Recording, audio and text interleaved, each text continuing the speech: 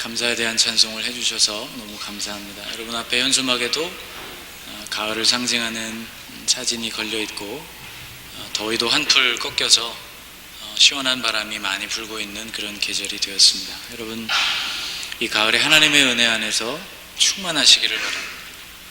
주님의 은혜로 강건해지는 그런 계절이 되실 수 있기를 주의 이름으로 축복합니다. 오늘 읽어주신 본문은 우리아의 아내가 다윗에게 낳은 아이라고 시작하고 있습니다. 이 표현을 조금만 주의 깊게 살펴보아도 정상적인 상황에서 태어난 아이가 아님을 알 수 있죠. 사건은 사무엘하 11장으로 거슬러 올라갑니다. 왕들이 전쟁에 출전할 해가 다가왔음에도 불구하고 무슨 일인지 왕궁에 남아있던 다윗은 기어이 시험에 걸려 넘어지고 말았습니다. 옥상을 거닐던 그의 눈에 한 여인이 목욕하는 모습이 들어왔고 그 여인이 우리아의 아내라는 것을 확인하고도 다윗은 범죄하고 말았습니다. 이 일로 밧세바는 임신하게 되었고 다윗은 이 일을 은폐하기 위해서 전쟁터에 나가 있던 우리아를 불러들이게 되죠. 그러나 충직한 우리아는 절대로 집으로 가지를 않았고 왕궁에서 다른 군인들과 함께 잠을 청했습니다. 그 아이를 우리아의 아이로 속이려던 계획이 실패로 돌아간 것이죠. 다윗은 결국 맹렬한 전투 현장에 맨 앞에 우리아를 앞세워 보내게 되었고 아무런 지원도 받지 못한 채 우리아는 거기서 전사하고 맙니다. 우리아의 장례를 마치자마자 다윗은 밧세바를 데려오게 됩니다. 이 사건을 읽는 내내 우리 마음에는 이런 생각이 들죠. 도대체 이 사람이 내가 알고 있는 다윗이 맞는가? 라는 마음입니다. 여러분, 다윗이 누구입니까? 원수 사울이 그의 생명을 노리고 그를 추격할 때 그에게 사울을 해칠 수 있는 수많은 기회가 있었음에도 불구하고 하나님의 기름 부음 받은 자 된 사울을 끝까지 지키려고 애썼던 이가 바로 다윗입니다. 쫓기는 도망자로 살던 중에도 그일라라는 성읍이 위험에 처했을 때 본인의 위치가 사울에게 노출되는 것을 감수하고조차도 그일라 성읍을 구원하는 일에 지체하지 않았던 이가 다윗입니다. 부하들이 목숨을 걸고 떠온 베들레헴의 우물물, 그것을 차마 마시지 못하고 땅에 부어 하나님께 드렸던 끈끈한 동지애가 있었던 사람이 바로 다윗입니다. 이 사건이 우리에게 주는 교훈이 있습니다. 죄의 유혹과 그 세력이 얼마나 대단한 것인가 하는 것을 우리에게 보여주고 또 그 어떤 사람이라도 이런 죄의 유혹에 걸려서 넘어질 수 있고 범죄할 수 있다는 것을 우리에게 보여줍니다. 우리는 이 다윗의 이야기를 읽으면서 우리 스스로를 돌아보아야 할 것입니다. 다윗의 이러한 모든 행위는 하나님의 눈에 당연히 옳지 않아 보였습니다. 성경은 이렇게 증언하고 있습니다. 그 장례를 마침에 다윗이 사람을 보내 그를 왕궁으로 데려오니 그가 그의 아내가 되어 그에게 아들을 낳으니라. 다윗이 행한 그 일이 여호와 보시기에 악하였더라. 다윗이 행한 이 모든 일들은 진실로 악한 일이었습니다. 하나님은 선지자 나단을 보내셔서 이 다윗의 범죄를 고발하게 하셨습니다. 다행히 다윗은 본인의 죄를 깨닫고 눈물로 하나님께 그 일을 회개하게 되는데 그 회개의 시가 바로 시편 51편에 기록되어 있습니다. 시편 51편에는 이런 표제어가 달려 있습니다. 다윗의 시, 인도자를 따라 부르는 노래, 다윗이 밧세바와 동침한 후 선지자 나단이 그에게 왔을 때. 그리고 이렇게 시작합니다. 하나님이여 주의 인자를 따라 내게 은혜를 베푸시며 주의 많은 긍휼을 따라 내 죄악을 지워주소서. 나의 죄악을 말갛게 씻으시며 나의 죄를 깨끗이 제하소서. 무릇 나는 내 죄과를 아오니 내 죄가 항상 내 앞에 있나이다. 하나님께서는 이어지는 다윗의 모든 회개의 내용을 들으셨고 그리고 그를 용서해 주셨습니다. 그러나 다윗이 행한 일에 대한 대가, 그 일의 결과는 분명히 치러져야만 했습니다.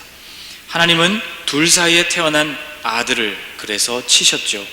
오늘 본문 15절이 이렇게 시작합니다. 우리아의 아내가 다윗에게 낳은 아이를 여호와께서 치심에 심히 앓는지라. 아이를 치신 분이 하나님이라는 사실을 알게 된 다윗은 더욱 절박해졌습니다. 다윗은 알아누운 아이를 위해 하나님께 간구하기 시작했죠. 16절에 이렇게 기록합니다. 다윗이 그 아이를 위하여 하나님께 간구하되 다윗이 금식하고 안에 들어가서 밤새도록 땅에 엎드렸으니. 아마도 다윗의 기도는 이런 기도가 아니었을까 생각해 봅니다. 하나님, 모든 죄는 저에게 있습니다. 저를 벌하시고 이 아이는 살려주십시오. 아이가 살 수 있는 길이 있다면 어떤 대가라도 치르겠습니다. 하나님, 제발 이 아이만은 살려주십시오. 아마 그런 기도가 아니었을까요? 그의 금식 기도는 신하들의 만류에도 불구하고 계속 이어졌습니다. 17절이 이렇게 증언합니다. 그 집의 늙은 자들이 그 곁에 서서 다윗을 땅에서 일으키려 하되 왕이 듣지 아니하고 그들과 더불어 먹지도 아니하더라. 그 집의 늙은 자들이란 원로 대신들을 말합니다. 인생의 경험도 정치의 경험에 있어서도 풍부했던 사람들이죠. 비록 왕이라고 해도 웬만해서는 그들의 말을 거절하기가 어려운 사람들이었습니다. 그런데 그런 위치에 있는 사람들이 다윗을 권하고 그를 일으키려고 했지만 다윗은 듣지를 않았습니다. 다윗의 마음이 간절했기 때문이죠. 아이의 생명이 위태로워진 것이 순전히 자신의 죄 때문이었습니다. 기도하며 하나님께 매달리는 그것이 다윗에게 남아있는 마지막 희망이었습니다. 다윗의 금식 기도는 하루 이틀 만에 끝나지를 않았습니다. 아이의 생명을 위해서 구하는 아버지의 이러한 처절한 기도는 7일 동안이나 계속되었습니다. 그런데 바로 그 7일째가 되는 날 아이는 세상을 떠나고 말았습니다. 18절이 이렇게 시작합니다. 이래 만에 그 아이가 죽으니라. 아이가 죽자 대신들은 걱정이 이만저만이 아니었습니다. 이 소식을 왕이 듣게 된다면 굉장히 낙심하게 될 것이 분명했기 때문이죠. 그리고 더 심각한 문제는 누가 이 괴로운 소식을 왕에게 전해드릴까 하는 것이었을 것입니다. 18절 말씀, 이래 만에 그 아이가 죽으니라. 그러나 다윗의 신하들이 아이가 죽은 것을 왕에게 아뢰기를 두려워하니 이는 그들이 말하기를 아이가 살았을 때에 우리가 그에게 말하여도 왕이 그 말을 듣지 아니하셨나니 어떻게 그 아이가 죽은 것을 그에게 아뢰을 수 있으랴. 왕이 상심하시리로다. 신하들은 이 문제로 전전긍긍하고 있었습니다. 다윗은 신하들의 분위기가 심상치 않다는 것을 눈치채게 됩니다. 그래서 이렇게 묻죠. 다윗이 그의 신하들이 서로 수군거리는 것을 보고 그 아이가 죽은 줄을 다윗이 깨닫고 그의 신하들에게 묻되 아이가 죽었느냐 하니 대답하되 죽었나이다 하는지라. 여러분, 다윗의 마음이 어땠겠습니까? 여러분, 다윗의 마음을 조금이라도 헤아려 보려고 오늘 한번 노력해 보시기를 바랍니다. 다윗의 마음은 이루 말할 수 없이 아프고 괴로웠을 것입니다. 어린 아들이 세상을 떠난 것만 해도 견디기가 힘든 큰 슬픔이었지만 그의 마음을 더욱 힘들게 했던 것은 아이가 세상을 떠난 것이 순전히 자기 죄 때문이라는 생각이었습니다. 떨쳐내기 힘든 엄청난 죄책감이 그의 마음을 무겁게 짓눌렀을 것입니다. 다윗의 마음에는 하나님에 대한 원망도 생겼을지 모릅니다. 그렇게 애원했는데, 차라리 나를 치시라고 기도했는데 결국 아이를 데려가시다니 하나님은 참 너무하시는구나, 그렇게 생각했을 수도 있습니다. 신하들 입장에서는 이제 올 것이 왔구나 하는 생각을 하게 되었을 것입니다. 그들은 모든 상황을 생각하고 각오를 단단히 하고 있었을 것입니다. 아마도 다윗은 반쯤 실성한 사람이 되든지 아니면 폭주하게 될 것이 분명했습니다. 그런데 이게 웬일일까요? 상상할 수 없는 일이 벌어집니다. 아이가 죽었다는 소식을 듣고 다윗은 이렇게 했다고 20절에 기록합니다. 다윗이 땅에서 일어나 몸을 씻고 기름을 바르고 의복을 갈아입고 여호와의 전에 들어가서 경배하고 왕궁으로 돌아와 명령하여 음식을 그 앞에 차리게 하고 먹은지라. 다윗은 울며 금식하며 엎드려서 기도하던 그 땅에서 비로소 일어납니다. 몸을 씻었고 기름을 발랐습니다. 옷을 갈아입었습니다. 그리고 하나님의 궤가 모셔진 곳으로 가서 하나님을 예배합니다. 그리고는 왕궁으로 돌아왔습니다. 그리고 음식을 차리게 하고는 먹었던 것이죠. 신하들은 도저히 이해할 수가 없었습니다. 아니, 아이가 죽으면 더욱 슬퍼지는 것이 사람의 마음이 아닌가라는 생각 때문이죠. 그래서 왕에게 이렇게 묻습니다. 그의 신하들이 그에게 이르되 아이가 살았을 때에는 그를 위하여 금식하고 우시더니 죽은 후에는 일어나서 잡수시니 이 일이 어찌 됨이니까. 여러분, 21절에서 신하들이 이런 질문을 다윗에게 던졌다는 것 자체가 굉장한 의미를 가지고 있습니다. 이런 것을 왕에게 물을 수 있을 만큼 지금 다윗의 상태는 매우 안정적이고 정상이었다는 뜻이기 때문이죠. 다윗의 대답입니다.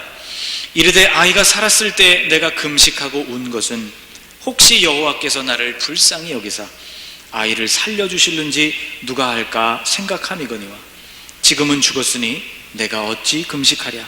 내가 다시 돌아오게 할 수 있느냐. 나는 그에게로 가려니와 그는 내게로 돌아오지 아니하리라.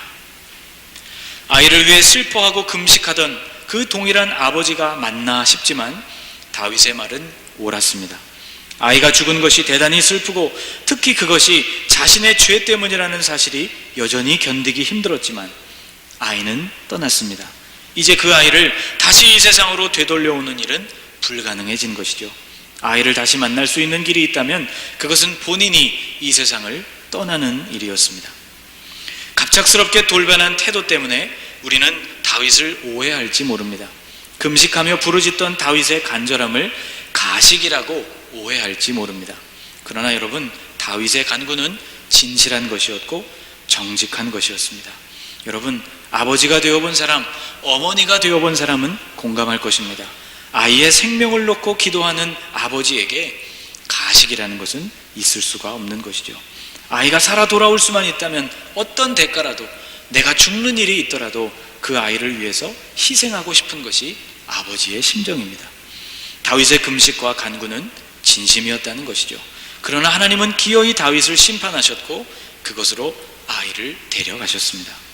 다윗은 이제 냉철하게 현실을 직시해야만 했습니다. 그에게는 돌봐야 할 백성들이 있었고 싸워야 할 전쟁이 있었고 비록 잘못된 방법으로 얻었지만 위로해야 할 아내가 있었습니다. 우리는 다윗의 이 모습에서 소름 끼치게 무서운 현실 인식을 보게 됩니다. 여러분, 이런 현실 인식은 오늘 우리에게도 필요한 것입니다. 과거의 감정에 얽매여 오랫동안 방황하는 사람들이 있습니다. 다윗처럼 사랑하는 사람을 잃은 슬픔 때문에 그 이후로도 아주 오랫동안 부정적인 영향력 속에서 계속해서 그 가운데 빠져 있는 사람들도 있습니다. 실패의 쓰라림이 커다란 두려움이 되어서 새로운 도전을 시작하는 일을 방해하는 그런 일들을 겪는 사람들도 있습니다. 사람에 대한 미움과 원망이 평생토록 앙금으로 남아서 그의 인생에 영향을 끼치는 경우도 있죠. 오늘 본문에서 다윗은 그 모든 과거의 짐들을 과거에 그대로 남겨두고 현실로 건강하게 복귀를 했습니다. 여러분, 이런 은혜가 오늘 여러분들에게도 있기를 간절히 축복합니다. 그런데 다윗의 일생을 살펴보면 안타깝게도 이런 삶의 태도가 그의 인생 끝까지 유지되기는 힘들었던 것 같습니다. 반란을 일으켰던 아들 압살롬이 세상을 떠나게 되었을 때 다윗은 매우 혼란스러워했습니다. 오늘 본문에서처럼 빨리 현실을 직시하고 현실로 돌아오는 일에 어려움을 겪었던 것이죠. 압살롬이 죽었을 때 그는 슬픔을 주체하지 못하고 흔들리게 됩니다. 사무엘하 18장에 보면 그때 이렇게 다윗의 모습을 묘사하고 있습니다. 왕의 마음이 심히 아파 문 위층으로 올라가서 우으니라.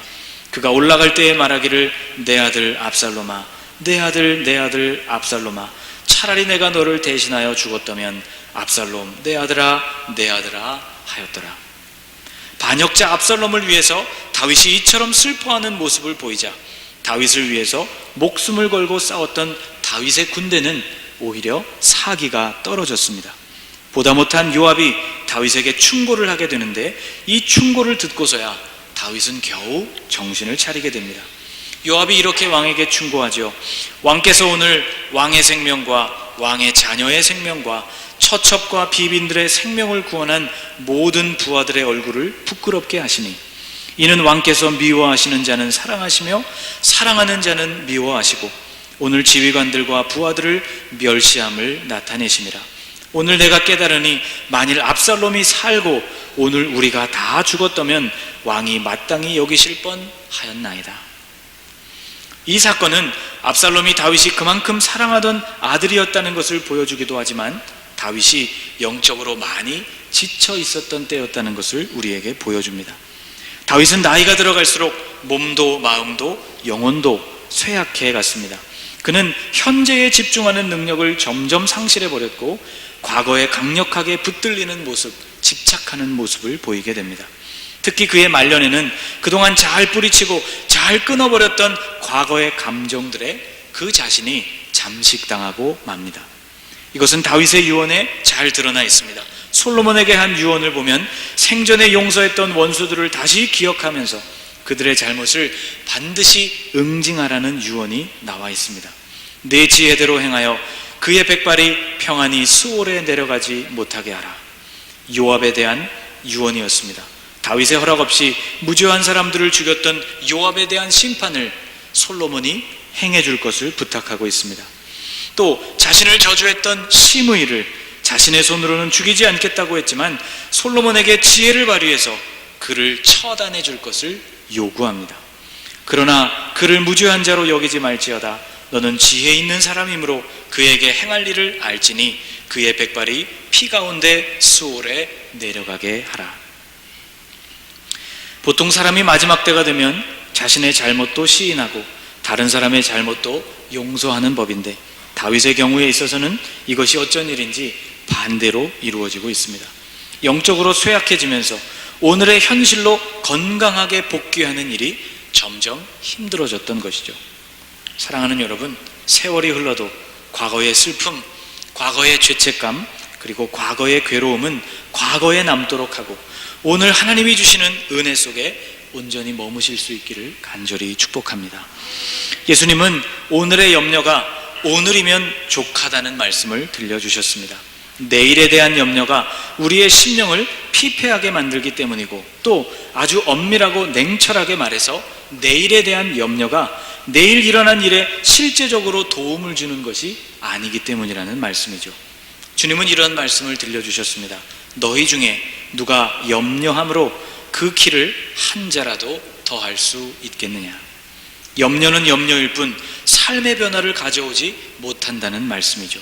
그러므로 오늘의 괴로움과 염려를 오늘에만 머물게 하는 것, 젊은 시절의 다윗과 같이 슬픔과 죄책감을 내일까지 연장하지 않는 것, 그것이 주님의 뜻이요 우리 자신을 사랑하고 아낄 수 있는 길이라는 말씀입니다. 주님은 또 이렇게 말씀하셨습니다. 그러므로 내일 일을 위하여 염려하지 말라. 내일 일은 내일이 염려할 것이요 한날의 괴로움은 그날로 족하니라. 저를 한번 따라해 보시겠습니까? 그러므로 내일 일을 위하여 염려하지 말라. 내일 일은 내일이 염려할 것이요 한날의 괴로움은 그날로 족하니라. 아멘. 여러분, 이 말씀을 오해하면 미래도 없고 아무 생각도 없이 그저 하루하루를 살아가기만 하면 된다는 그런 의미로 잘못 생각할 수도 있습니다. 그런데 이 말씀은 그런 말씀이 아닙니다. 이 말씀은 오늘의 슬픔, 오늘의 죄책감, 오늘의 괴로움이 내일의 희망을 잠식해버리지 않도록 오늘이라는 적당한 선에서 그것을 끊어버리는 일이 영적으로 대단히 중요하다는 말씀인 것입니다. 사랑하는 여러분, 냉정하게 현실을 인정할 수 있는 다윗의 이러한 비범함을 오늘 저와 여러분이 배울 수 있기를 소망합니다. 내일 염려는 내일이 하게 하라는 주님의 이 말씀을 여러분 마음에 새기실 수 있기를 바랍니다. 여러분, 오늘 염려를 오늘에 머물게 하십시다. 슬픔과 죄책감 그리고 두려움을 내일까지 연장하지 아니하고 내일은 내일 주님이 주시는 새로운 희망과 승리를 맛보는 날로 우리 안에 간직하고 믿음으로 고백할 수 있는 저와 여러분이 되실 수 있기를 주님의 이름으로 축복합니다. 기도하겠습니다.